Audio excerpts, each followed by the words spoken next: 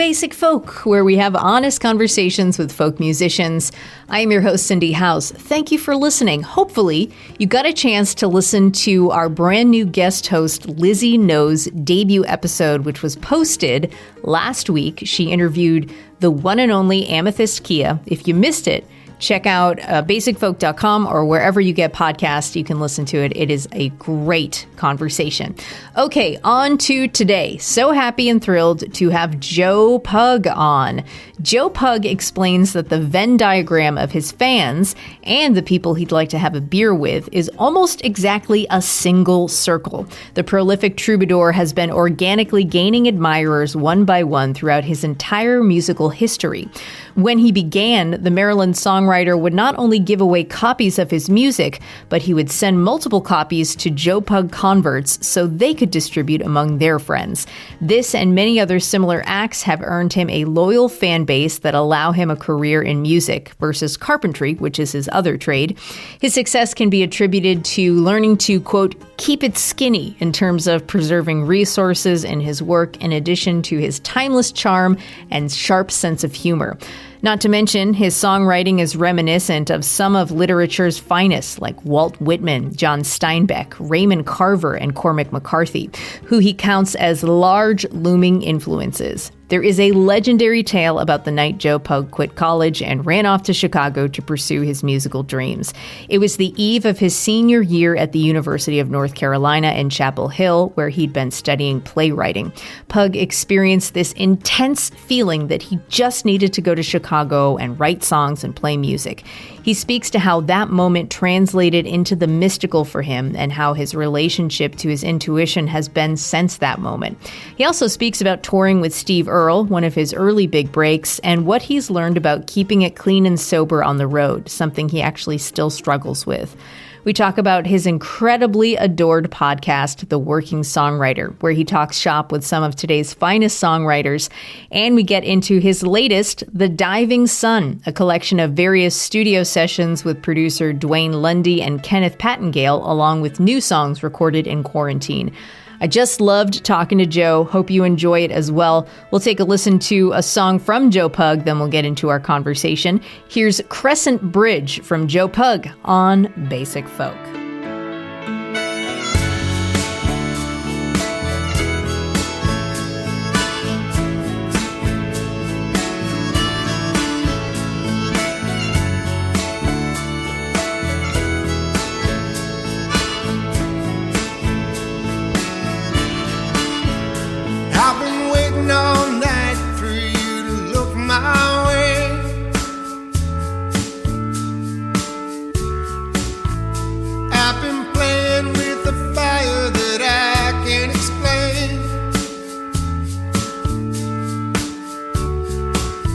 And I know that you're here with him,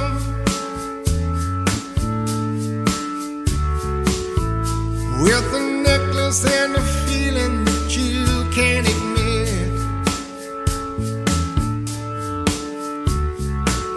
It drives a dark car, no heart, rebel with a gold card. I'm here waiting on the Crescent Bridge. All right, cool. Joe Pug, thank you so much for talking to me today. It's nice to see you. My pleasure. Thanks for having me on. So I wanted to ask you about your hometown of Greenbelt, Maryland, which I understand was like a co-op. The entire town is a co-op founded by FDR in the 30s. And you grew up in like a co-op situation. How do you think that experience has impacted your relationship to other people and to community? It definitely made me aware of the New Deal, FDR's New Deal. The first concert venue I ever played at was a cafe in town called the New Deal Cafe. So, it definitely made me very aware of sort of this golden era of progressive politics and organizing in the United States. Music in your house was prevalent. Your dad was in a band. He played the piano and he did play out. He got you your first guitar and lessons. What about his musicianship most inspired you as a kid, and how do you see him in yourself when it comes to creative expression? I'm really close to both my parents. I'm very close to my dad. Always have been. My father, as you said, got me into music and exposed me to a lot of music. To this day, since he retired, my father travels with me on the road when I go on tour and sells merchandise for me. If anyone's been to one of my shows in the last 4 or 5 years and they've bought a record or something, they've bought it from my dad. That's cool. Yeah, it's neat. It's a family business. My own musical path is pretty inextricable from my dad's. I don't know that I'd be doing this for a living or doing it at all if it weren't for my dad. And obviously don't want to leave my mom out there either. You know, she supported me for sure the whole way through and all that, and has wonderful taste in music and always, I still run my demos by my mom. You know what I mean? So, but yeah, I mean, it's a particularly special relationship I have with my dad, and I think that in some ways his journey became my journey, and we share that together to this day. Mm. What is your mom's feedback like when you play her your demos? Is she honest? Very detailed. My mom was a computer programmer for many years, so just very long emails with lots of different bullet points and stuff like that. Wow. So your dad also worked as a carpenter, as you did for a while. What did he teach you about the trade? And then what did you learn from him about work ethic? Well, my dad, I think I learned more from my dad about running a business than I necessarily did about the trade itself. And because when you're an independent musician, you're basically just running a tiny little small business, you know what I mean? And one thing he's always stressed to me from the very beginning was always just keep it skinny, which means you keep your costs down. And if you keep your costs down, then you can afford to make less money and still stay in business. And making a living in the arts is really, really difficult, and it can't happen unless you get super lucky, which some people do, and that's great. Mm-hmm. Or if you're really, really, really responsible about the liabilities that you take on, and you just have to be, because there's just not. It's really, really hard to monetize creativity, I have found in my experience over the last 10 to 15 years. You're very funny. On your podcast, in your interviews, you have this wildly dry sense of humor. Where did your sense of humor come from, and how have you used humor throughout your life? If it how your family treated humor and was funny together? Yeah, again, very close family unit. I'm very close with my folks, and I have a little sister about 3 years younger than me. So the four of us were always, thick as thieves when I was growing up. I had a really idyllic childhood, I got to say. I'm a very lucky person. And humor was always at the forefront of that. And now that I have a family myself, my wife and I have 2 kids. We have another one on the way. Oh, congrats. Thank you very much. Thank you. We really, we're always joking around with our kids. Now, that doesn't mean when I was growing up that there was no boundaries, that there was no authority from my parents, and same with me, to my kids. I think it's important that there is kind of a pecking order in a family to a certain degree, but that doesn't mean, that you can't intersperse all that with some joy and some livelihood, Mm. How do you actually say your real last name? Pugliese. Pugliese. All right. Glad I asked. I would not have guessed that. I looked it up on Google Translate in Italian, and it was yeah, it was even more Italian than that. I know. The most common place you'll find that name is actually, there's a certain type of bread that comes out of that region. The region is Puglia in Italy. So Pugliese means of Puglia. Roughly translated, I guess. I don't know. I don't speak Italian, but yeah. Have you had the bread? You'll see it. I have had the bread. It's good. Yeah. What's it like? Well, I generally like any sort of carbohydrate whatsoever. I like any kind of bread. So, I mean, yeah, I'm not going to argue with any of them. That's awesome. So Joe Pug is your stage name. And you said it was like kind of a way to like compartmentalize like the two parts of your life, like the personal side and the professional side. Yeah, I originally used it because it was, I just thought a little snappier, maybe looked a little bit better on a marquee. But as you just said right there, it has actually been a really nice system for me to compartmentalize. It really has. My son came to the one of his first shows of mine that he's ever come to last week, because we're coming back from COVID and playing shows again. And at the show, he was referring to me as Joe Pug. You know what I mean? And I've never heard him say that before, ever. And I spent a lot of time with my son. I spent a lot of time with him before COVID and over COVID. My wife was still working. So I spent like all the time with my son and my daughter. And I'd never heard him say it before. But then at the show, he said it. And I was like, oh, cool. That's a good thing. I think that's a really good thing that almost seems like a different person to him, That's like, I've heard Brandy Carlisle talk about like her sister starts doing her hair. And I think like her niece will come over to her and be like, oh, you're making Brandy Carlisle. Instead of like Auntie Brandy, she's like becomes Brandy Carlisle. That's a great, and there's like a physical embodiment of it right there. You know what I mean? What is that? Is there like a physical embodiment for you? A couple years ago, I started wearing a suit on stage, and I think that was part of it. I got a lot of crap from some of the people that I work with. They're like, oh man, you look too stuffy or too conservative or something like that. And fair enough. Like maybe it does come off like that to some people who aren't too familiar with my sound. But to me, there was something, I didn't want to just wear what I normally wear, except a little bit nicer on stage. I wanted it to be some sort of embodiment of, I'm going to turn into this other person right now. Does it work for you? It does. Very much so. Yep. Cool. And, almost more important than being able to put it on for the show is being able to, after you play the show, I'm still at a point where I go out and talk to people, anyone who wants to talk after a show. So after you do the show and go to talk to everybody, even more important is being able to take it off afterwards. And just step back into your normal flow of life. Do you wear the suit to the merch table? Oh yeah, got to.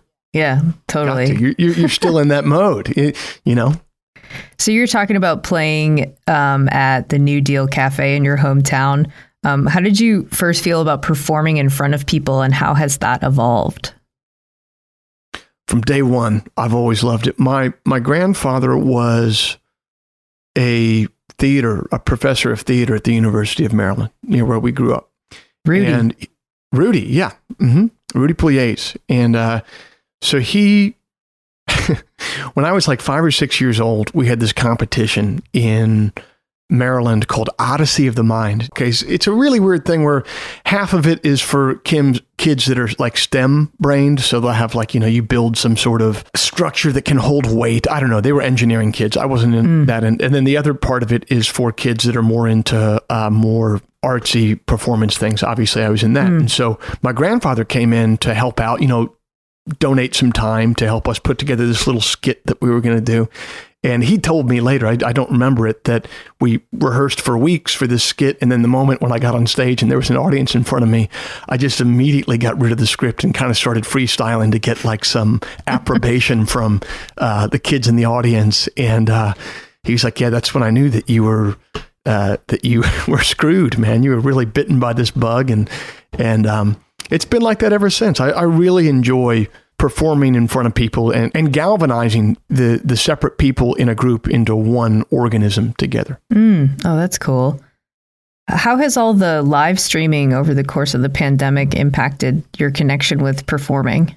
It's an excellent question, particularly on the heels of this live show that I just played. I never used to take requests at live shows, for a couple different reasons. One of the main reasons was I just got so used to playing what I thought were the most popular songs in my catalog for an audience. I really, I don't know what my fixation was with that, but I just really felt like, well, people are making the drive to see the show, and I just really want to play the songs that they want to hear.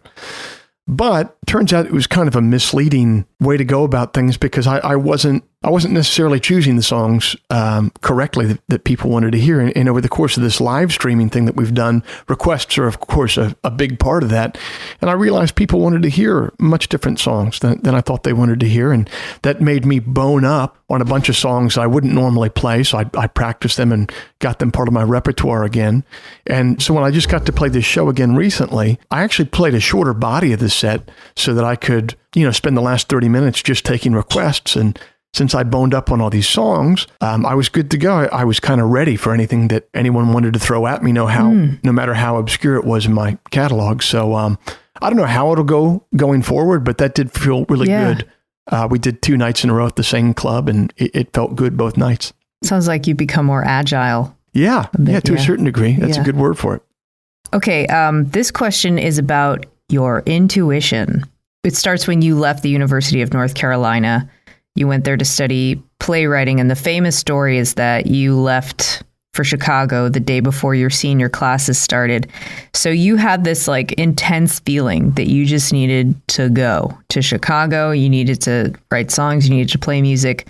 So what did that moment that felt so sure to you, and maybe it taught you nothing, but teach you about instinct and intuition, and how in touch with intuition are you on a regular basis? What that particular instance of intuition taught me was how rare it is to actually, in a lifetime, completely follow your intuition. Because that move that I made based solely on a gut feeling, to say it was the right move does not even begin to tell the half of it. It changed my entire life. It changed what I would end up doing for a living. It was such the right call that I can barely believe that I made it in retrospect. So what I've learned from that is how rare it is to actually act on those instincts. And this is coming from a person, here I am telling you, it was a gut feeling. I followed the gut feeling. It was absolutely right, and it changed my life for the better in an immeasurable way. And yet I'm still crippled by an inability to do that on a regular basis, or even come close to it. There's probably 5 times in my life that I've completely followed an intuition. All 5 times it's worked out great. You know what I mean? and yet still I find myself constantly on a daily, weekly, monthly, yearly basis, not listening to that gut feeling. And I don't know what that cognitive dissonance is that I can know. Well, I guess that's the most human thing of all, right? We know exactly how we should act, and we don't do it. Yeah. We all know how to be a good person, and we all on a daily basis usually fail to live up to that in many ways. And I think this is a similar thing. So that's what I've learned from it, is how rare it is. And even when it's the right thing, it's still really hard in the moment. It seems like when talking about making that choice to leave for Chicago, it's so you seem so emotionally charged talking about it, almost like on a cosmic level. That is certainly the first time that I ever even considered whether God existed or not. I grew up in a relatively agnostic and secular household. And so I'm not being glib when I say that I hadn't really considered before that whether God existed or not. I just didn't, it was just so not a part of my worldview. And that was, so that was the first time that I felt the presence of God, I would say. Wow. Yeah, I was going to say spiritual, but I didn't know if it actually went there, but that's amazing. So you are also known for giving out your music like crazy, sending music to people to give to their friends, passing out samplers to people for free. And the results actually started rolling in. You'd say suddenly you'd be coming to towns you'd never been to before, and there'd be crowds of people there who knew the songs. And you said our fans essentially became like a radio station for us, and they still are. So how did those first interactions with listeners solidify that type of connection you have with your fans, and where do you experience that today?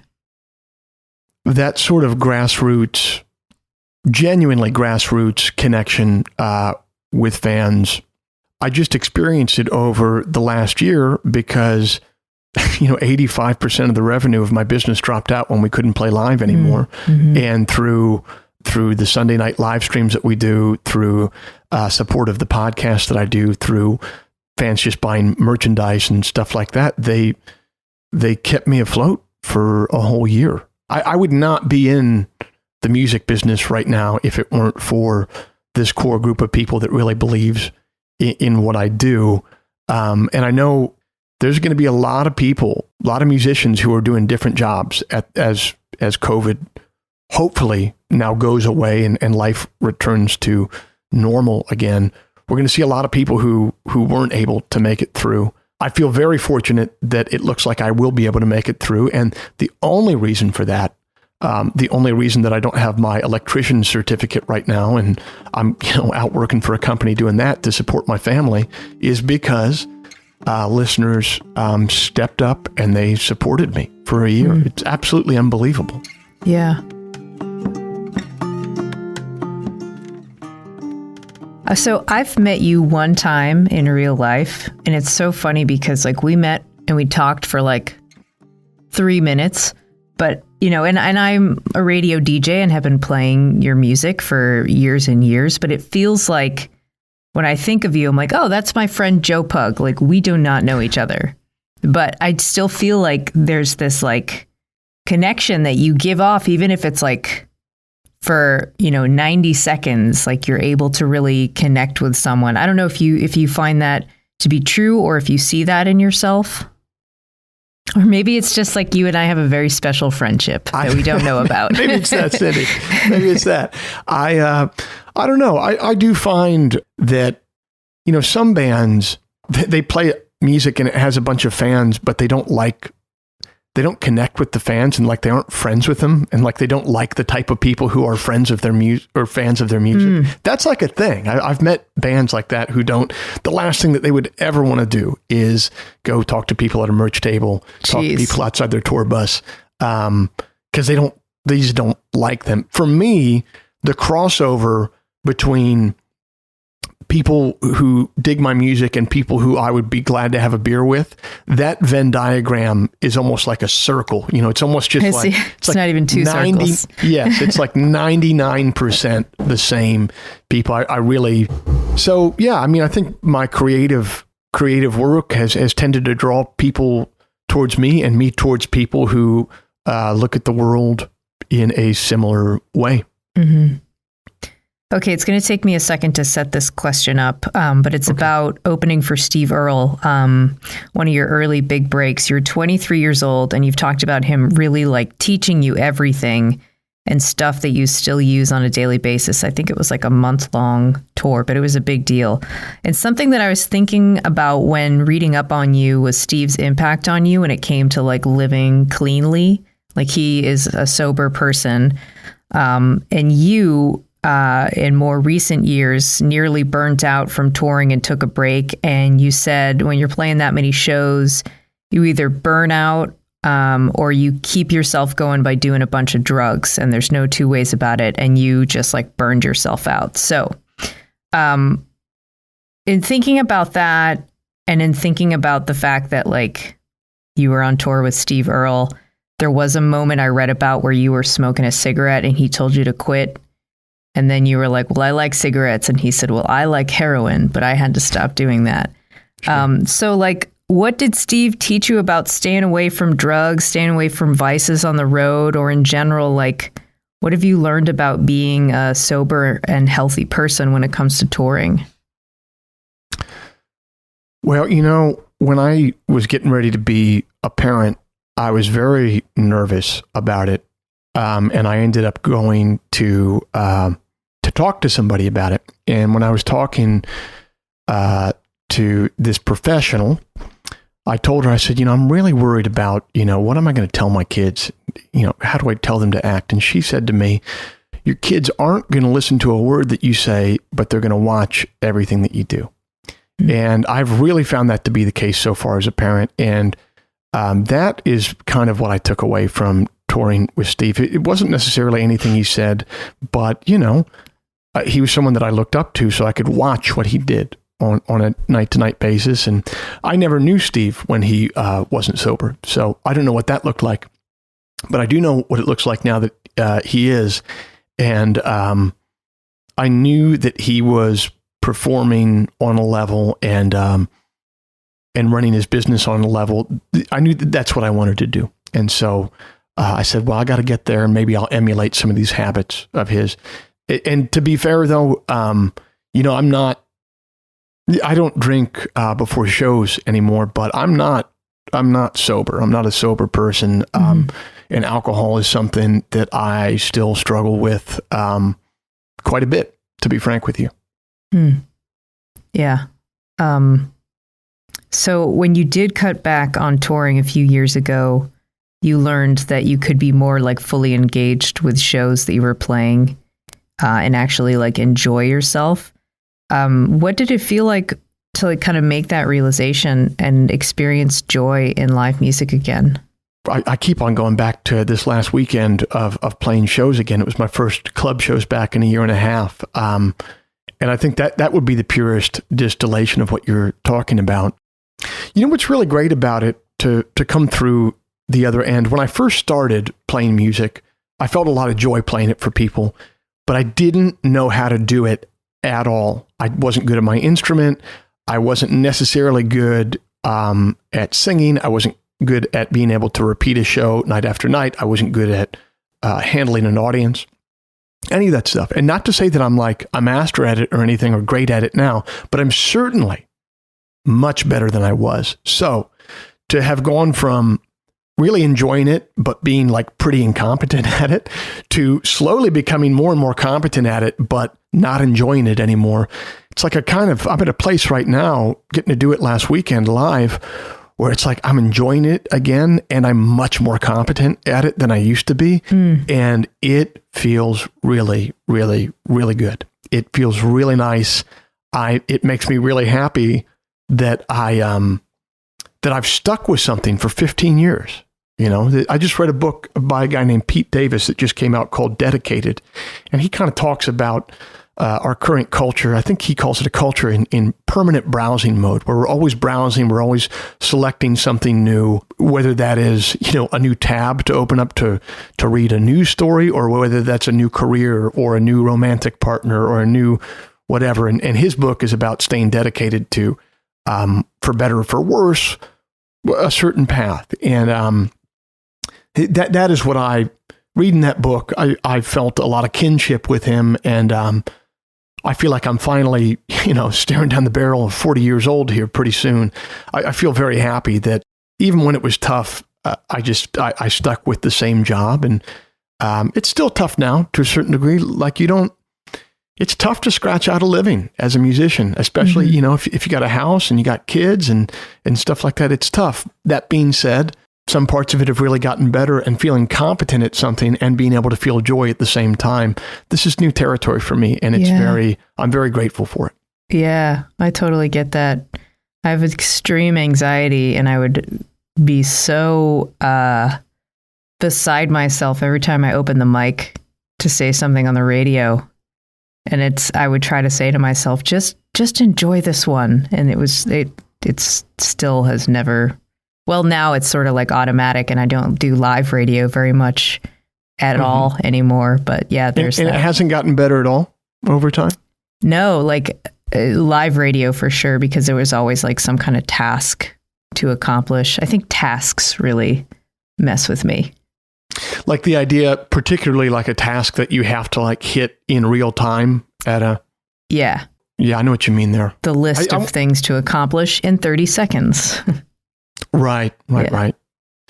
Yeah, that is, I feel you on that one. When I stopped drinking before shows, I developed this, phobia would be too strong of a word because it wasn't that difficult to get through. I don't think it was quite to a clinical level, but I developed a really bad worry that I would forget lyrics on stage. And I would never forget lyrics on stage. I pretty much always hit my mark. Yeah. And yet I was all freaked out about it for a long time. And the bummer of that is usually they say, when you have anxiety about things, I think the professionals on this always talk about how like exposure therapy is like a great thing. Like the more you do it, the more you'll become comfortable with it. And it didn't really improve. I was having to do it all the time. It sounds like you as a DJ for your living, you were having to do it all the time and it didn't improve. So yeah, I don't know. It's a bummer when things don't, when you just have to kind of like live with it. So in reading about your 2019 record, The Flood in Color with Kenneth Pattingale of the Milk Carton Kids, like you were talking about the songwriting process for that record, he said something to you like, I will tell you when you have enough good songs. And then you were writing for like 9 months until he finally was like, okay, this is a good one. That's all true, right? Yeah. It took him about 9 months to accept even one song. Wow. How did that experience like change your writing or change the way you might collaborate with someone? I don't think it would change how I collaborate with people in the future because my relationship with him is so specific and there was so much trust built into it. I'd known him for so long. There's very few people that I would creatively trust as much as Kenneth. So that's not something that you can take and then just map that onto somebody else, right? That you meet because it takes time to build trust. What did I take away from that process?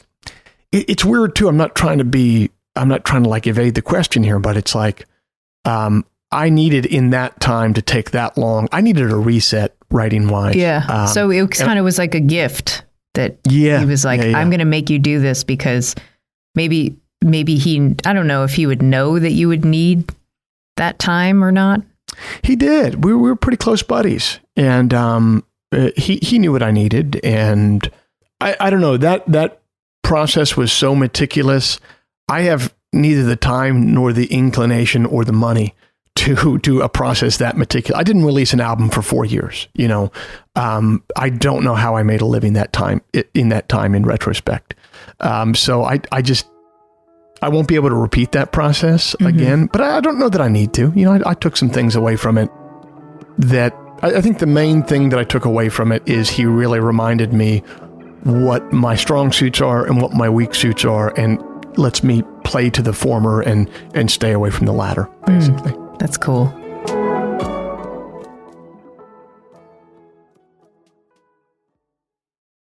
So when you first started the podcast, The Working Songwriter, in 2016, you were asking your friends, well, what was that experience like of like getting to know your friends in that context? Well, when it was first just friends on, it was more of like letting the audience who was listening know what those friends were like, because I think a lot of the conversations we were having were pretty close to what we would normally have on the phone privately and together. So it was certainly a learning process of how to structure it in a way to get that sort of feeling across to other listeners. But it was less about me learning about them and more about me taking what I learned about them and trying to present it to a larger audience. Now I'm interviewing people that I don't know pretty much exclusively. And so that is much more of a process now of getting to know people on the phone to a certain degree.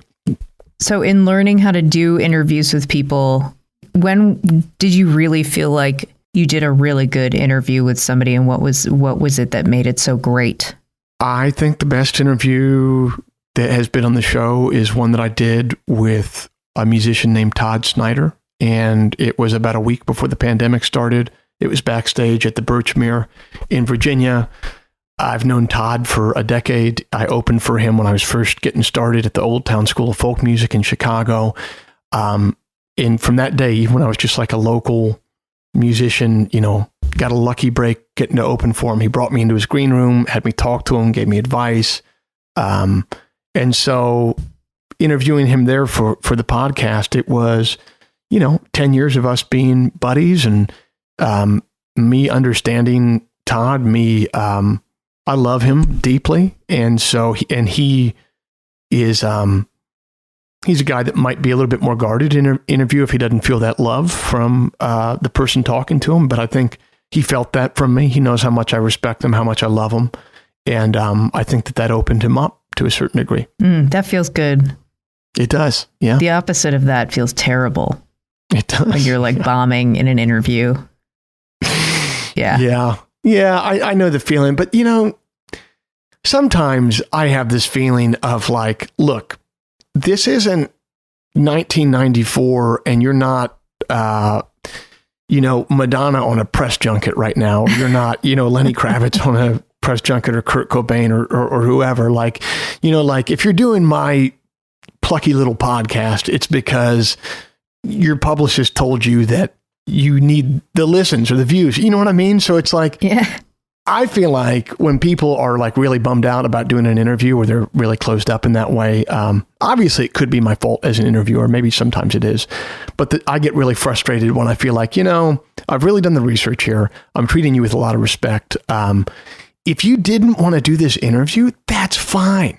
I'll talk to somebody else. You know what I mean? But don't come on the show and then try to act too cool. I mean, no one that I'm interviewing is that famous. You know what I mean? That you're allowed to act too cool, How do you feel about interviewing people that you are like a very big fan of?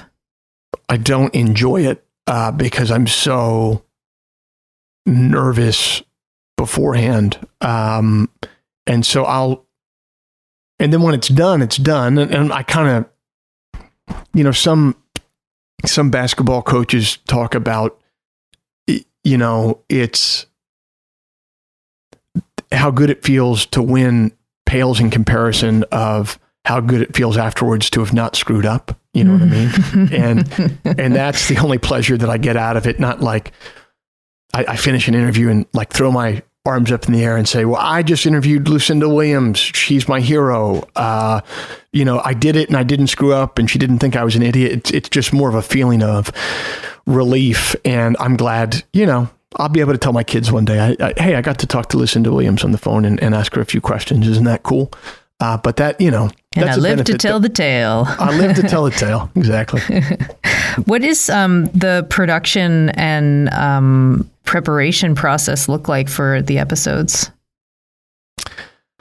I do it all myself. This is part of keeping the business pretty skinny. For a while, I had an engineer mixing it some for me. And then for a while, I had a listener who was like a researcher for Bloomberg News who offered to do that pro bono for me. But eventually it just got to the point where I couldn't afford the mixer anymore. And it was just more streamlined with me doing the work myself. So yeah, it's me doing the research. It's me setting up questions for the interview. It's me calling the person. It's me setting it up with their publicist, editing it on, Logic, putting it out on, I'm a one-man band. That's the only way that I can make it work economically. I think people don't understand the amount of time and dedication it takes to make each episode. For each episode of my podcast, Basic Folk, it takes like 12 hours of work. Yes. Is that around your situation too?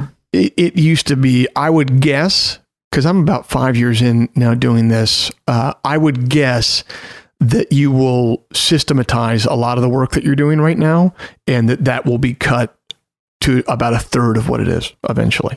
Well, it's split between several different people. Oh, okay. I don't keep it skinny over here. Okay, fair enough. Fair enough. Well, that's great. Yeah. But that's good to hear. Yeah, we're about 2 years in to this podcast, but yeah, it's and we do it weekly. So it's pretty insane. That's when I had to systematize. When I took the show from monthly up to weekly last year, I had to really systematize a lot of stuff on the technical end. And, it's one of those deals where you spend a couple of weeks doing all that systematizing work and you're like, I didn't really accomplish anything. I didn't get any episodes done in this, period of time. But then when it does it makes it a lot easier to produce the show week to week, and I can get it done a lot faster. So how do you know if it's worth it to keep doing the podcast? Is there an audience there? Is it growing? Yeah, it's been worth it for me because it's grown in its listenership, and then it's also really helpful for me because my main thing is playing and writing music myself. So I've basically always used the podcast as my Trojan horse to either bring in new audience members or to, I'm serious, You spring it on them. I just done I put out so many damn albums. And you put out the PR pitch of, okay, Joe Pug puts out his 4th album. Who cares? Like, really, who cares? Besides the people that listen to my music who are like fans already, who cares that some dude puts out, his 4th album? And is it really good? Maybe it is. Maybe it is really good. There's a lot of really good music in the world. You know what I mean? So how do you reach people? And, so, 4, 5, 6 years ago, I came up with this idea to I think that there's a side way in to people's attention. And if you really give them something, and podcasts are free for people to listen to. If you give them something, maybe they will allow you into their orbit. And that's what I found. I mean, I would say at least 50% of the people coming to my shows now either found out about the music via the podcast or are at least, regular listeners of the podcast. So they're reminded of what I do. They're reminded to check my tour schedule, so it's worth it for me to keep doing it because it keeps my music relevant in a way that just putting out a press release saying, hey, I worked really hard on an album and it sounds really good and I spent a bunch of money producing it. No one cares. Just nobody cares. And that's fine. You have to find your way around that to get people to care. You have to let them know why they should care. I like it. All right, Joe, let's do the lightning round. Okay, here we go. What was the first song you learned on the guitar? Come As You Are. Nirvana? Yeah. Okay. There's also a Catholic hymn called Come As You Are.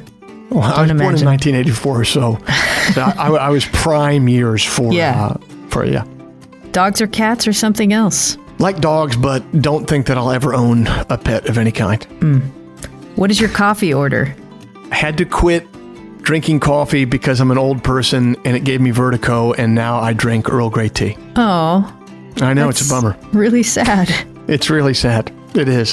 There's nothing good about it. Who is your first celebrity crush? Sporty Spice. Who is the nicest musician you've ever met? A guy who goes by the name of Chicago Farmer named Cody out of Chicago. Nice. What is your favorite podcast? I like Dan Carlin's Hardcore History. What was the first album you bought with your own money? Probably Nirvana In Utero. What was your first concert? Oh, great question. And boy, do I have a great answer for you. First of 3, The Rentals, which was a band by the bass player in Weezer, who had they kind of a one-hit wonder band that had a hit song called Friends of P. And then I know that song. So Rentals, middle band, main support, Silverchair, headliner, Red Hot Chili Peppers at the now demolished United Center in Landover, Maryland. There you go. Silverchair was like my top band as a middle schooler. I love Silverchair. Yeah. Fun fact, they made me and all my friends go back to the car and put our chain wallets back in the car because we couldn't take them in to the door. Wow, what a moment in time. Yeah. What was the last book you read? You seem to read a ton of books. I have been reading the Lonesome Dove series from the dearly departed Larry McMurtry. So I just went back and reread Lonesome Dove, and now I'm reading Streets of Laredo, which is after that, and then I'm going to go back and read the prequels to Lonesome Dove, which I never have before. Going to be busy. I'm going to the beach next week, so I'm going to be... I was about to say I'll be reading on the beach, but I have a 4-year-old and a 2-year-old, so I'm not going to get to read or relax at all. Star Trek or Star Wars? Neither. Okay, Joe, this is the last one. Where's the most beautiful place you've ever visited? I would say the Shrine of the Immaculate Conception in D.C. Nice. Well, thank you so much, Joe Pug. I appreciate it. Thanks for the interest, Cindy. I appreciate it.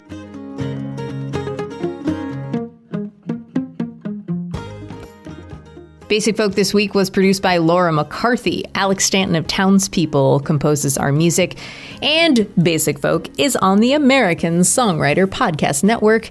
Please share this episode if you enjoyed it with your friends, with your family, with your very intelligent young nieces and nephews, with strangers you meet on the street, vaccinated people, masked, unvaccinated people, whatever. It really is helpful to share episodes of Basic Folk that you enjoyed. So I very much appreciate it.